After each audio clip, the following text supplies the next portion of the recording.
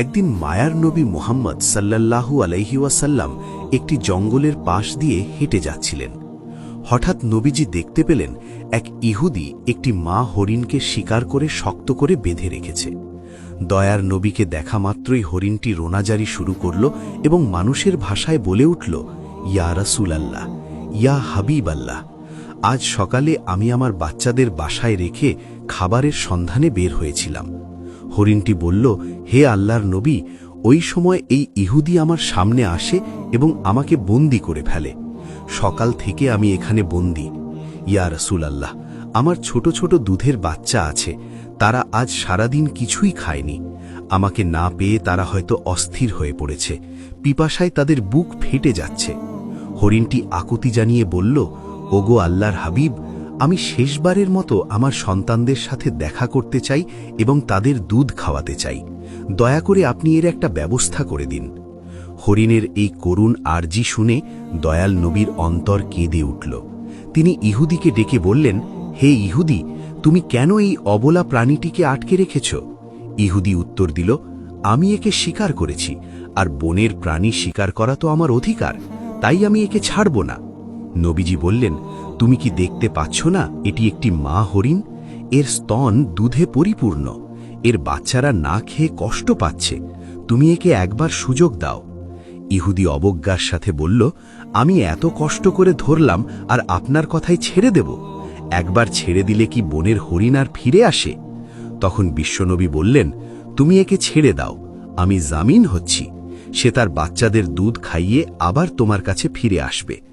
ইহুদি বিদ্রুপ করে বলল, বনের হরিণ কি আপনার বাপদাদার সম্পদ যে ফিরে আসবে? শিকার করা প্রাণী ফিরে আসার কি কোনো নজির আছে? যখন ইহুদি কোনোভাবেই রাজি হচ্ছিল না, তখন নবীজি বললেন, তবে এক কাজ করো, তুমি হরিণটিকে ছেড়ে দাও আর তার বদলে আমাকে এখানে বেঁধে রাখো। হরিণ না ফিরলে তুমি আমাকে সারা জীবন বন্দী করে রেখো। ইহুদি ভাবল এটি ভালো সুযোগ। সে নবীজিকে বেঁধে রেখে হরিণটিকে ছেড়ে দিল। ছাড়া পেয়ে হরিণটি দ্রুত বনের দিকে ছুটে গেল। ইহুদি মনে মনে হাসছিল আর ভাবছিল, এই লোকটির মতো বোকা আর কেউ নেই, একটা বনের প্রাণীর জন্য নিজের জীবন বিপদে ফেলল। ওদিকে মা হরিণ দৌড়ে তার সন্তানদের কাছে পৌঁছল। বাচ্চারা তাকে দেখে বলল, আম্মাজান, আজ কেন এত দেরি হলো? আমরা আপনার জন্য অপেক্ষা করতে করতে ক্লান্ত হয়ে পড়েছি। মা হরিণ চোখের পানি ছেড়ে বলল, ওরে আমার কলিজার টুকরা সন্তানরা, তোমরা তাড়াতাড়ি শেষবারের মতো আমার দুধ পান করে নাও, কারণ হয়তো তোমাদের সাথে আর কোনো দিন দেখা হবে না। বাচ্চারা অবাক হয়ে কারণ জানতে চাইলে মা হরিণ পুরো ঘটনা খুলে বলল। সে বলল, মায়ার নবী মুহাম্মদ সাল্লাল্লাহু আলাইহি ওয়াসাল্লাম নিজের জীবন বন্ধক রেখে আমাকে তোমাদের কাছে পাঠিয়েছেন। ওই নিষ্ঠুর ইহুদি এখন আমার নবীকে বেঁধে রেখেছে। এ কথা শোনা মাত্র হরিণের বাচ্চারা দুধ পান করা বন্ধ করে দিল। তারা বলল, আম্মাজান, আপনি কি বলছেন?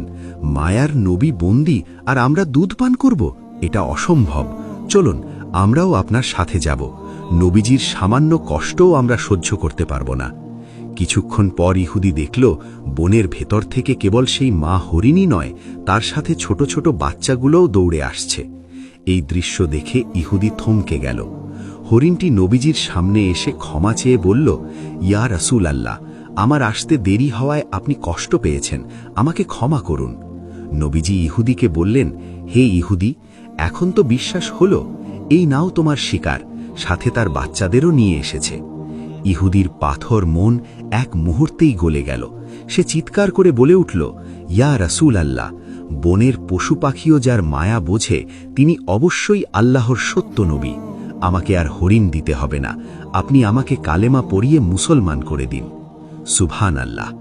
নবীজির দয়ায় এক ইহুদি ইসলামের ছায়াতলে আশ্রয় পেল।